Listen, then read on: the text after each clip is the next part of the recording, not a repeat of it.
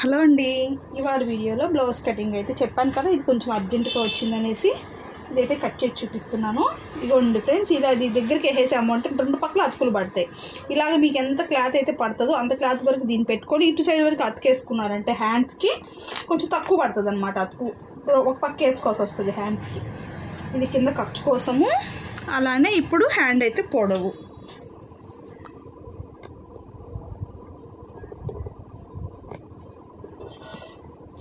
ఇక్కడి నుంచి ఇక్కడికి పెట్టుకోండి. హ్యాండ్ పొడవు దీన్ని ఇలా పెట్టేసుకొని చూసారా, ఇప్పుడు ఇక్కడికి సరిపోతుంది. ఇది ఖర్చు, అదే హ్యాండ్కి అయితే లో కటింగ్ అయితే తీయట్లేదండి. ఎందుకు అని అంటే మనము అతుకేసుకున్న తర్వాత మనం లో కటింగ్ అయితే కట్ చేసుకుంటాం కాబట్టి అంతే. ఈ విధంగా అయితే కట్ చేసుకొని ఇక్కడైతే కాటు పెట్టుకోండి. అంటే ఇక్కడి నుంచి మీరు అతుకేసుకోవాలి అని అర్థం. ఇది మిడిల్కి ఓకే. ఇది హ్యాండ్ కటింగ్. ఇక్కడ వరకే 2 పీసెస్ మనం లైనింగ్ అయితే వేసుకోవాలి అతుకు. ఇప్పుడు బ్యాక్ పార్ట్ అయితే కట్ చేద్దాం. పెద్ద జాకెట్ అండి, కొంచెం కింద అయితే ఒక 1/2 ఇంచ్ ఖర్చు కోసం అయితే తీసుకోండి కంపల్సరీ. ఇది చెక్ చేసుకోండి, క్రాస్ కటింగ్ ఏనండి. చెస్ట్ లూజ్ వచ్చేటప్పటికి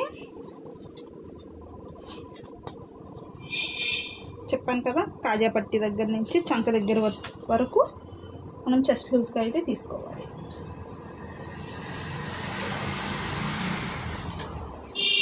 ఈ విధంగా పెద్ద సైజేనండి, బాగా 40 కన్నా కొంచెం పెద్ద సైజే.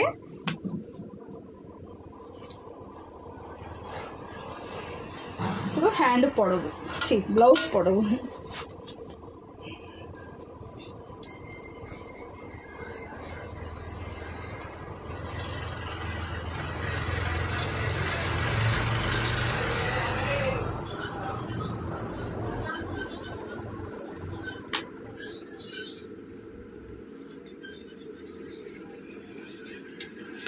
పెట్టేసుకున్న తర్వాత నెక్ వచ్చేటప్పటికి 2.5 నెక్ పెట్టుకోవాలి. 2.5 ఇంచులు నెక్ పెట్టుకోండి.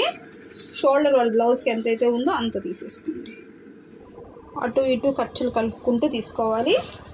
అలానే చంక కింద పొడవు కూడా మీకు ఇలా తీసుకోవడం రాలేదు అంటే అది మీరు 5.5 అయితే పెట్టేసుకోండి, సరిపోతుంది.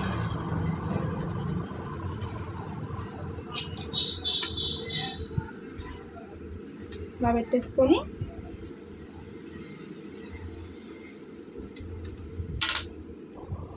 కానీ ఇప్పుడు బ్యాక్ నెక్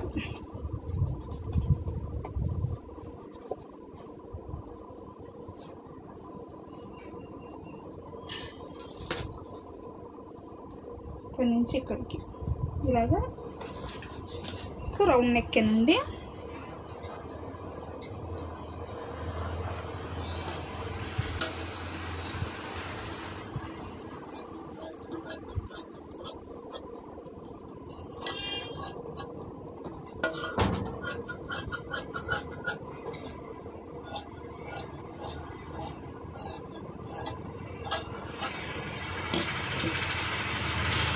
ఈ విధంగా అయితే కట్ చేసేసుకోవాలి.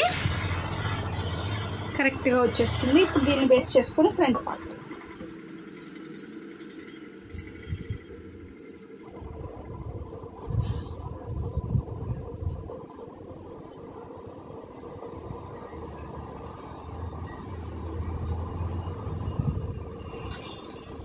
ఈ విధంగా పెట్టేసుకున్న తర్వాత ఫ్రంట్ పార్ట్లో నుంచి చెస్ట్ పొడవు అయితే ఒకసారి చెక్ చేసుకోండి. చెస్ట్ పొడవు ఇక్కడ నుంచి ఇక్కడికి వచ్చిందండి. దీన్ని అయితే ఇలాగా మట్టేసేసుకోండి. ఇలా మట్టేసుకున్న తర్వాత ఇలాగ ఒక లైన్ అయితే గీసేసుకొని ఇక్కడి నుంచి ఇలాగా ఇటు సైడ్ కూడా చెప్పాను కదా, ఇలా గీసేసుకున్న తర్వాత ముందు అవుట్ సైడ్ మొత్తం కట్ చేసేద్దామండి.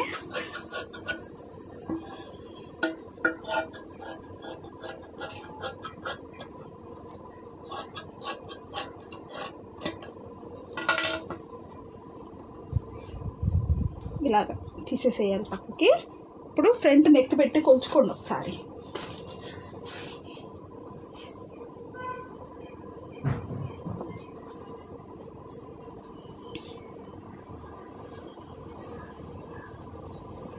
ఇలాగ పెట్టేసుకొని ఫస్ట్ కరెక్ట్గా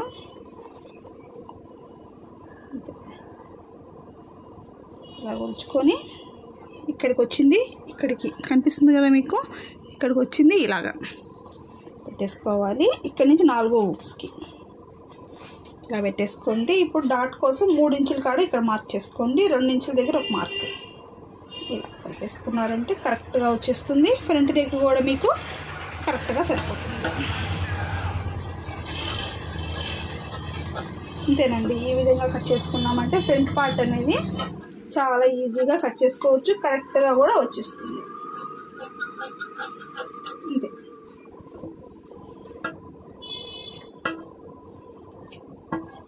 ఇక్కడ 2 ఇంచుల కాడ కట్ పెట్టుకోండి. ఫ్రంట్లో కూడా కొంచెం అంటే కొంచెం లోతు.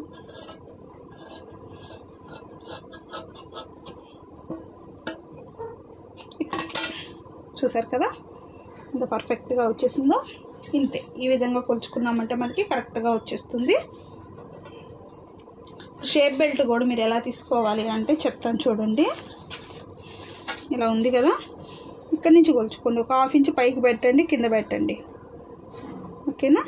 ఇలా 3.5 ఇంచులు వచ్చిందనమాట. 3.5 షేప్ బెల్ట్ ఇక్కడ ఈ మిడిల్లో వచ్చేటప్పటికి 1/2 ఇంచ్ పైకి ఇలాగా 2.5, ఈ చివరి వచ్చేటప్పటికి 3, 3.5, 2.5, 3 ఈ కొలతలో షేప్ బెల్ట్ అనేది తీసుకున్నారు అంటే మీకు ఏ సైజు వారికైనా కూడా పర్ఫెక్ట్గా సరిపోతుంది అనమాట, కరెక్ట్గా కూడా వస్తుంది. ఓకేనా? నచ్చిందని అనుకుంటున్నాను. నచ్చితే లైక్ చేయండి. మరి బాయ్. మరి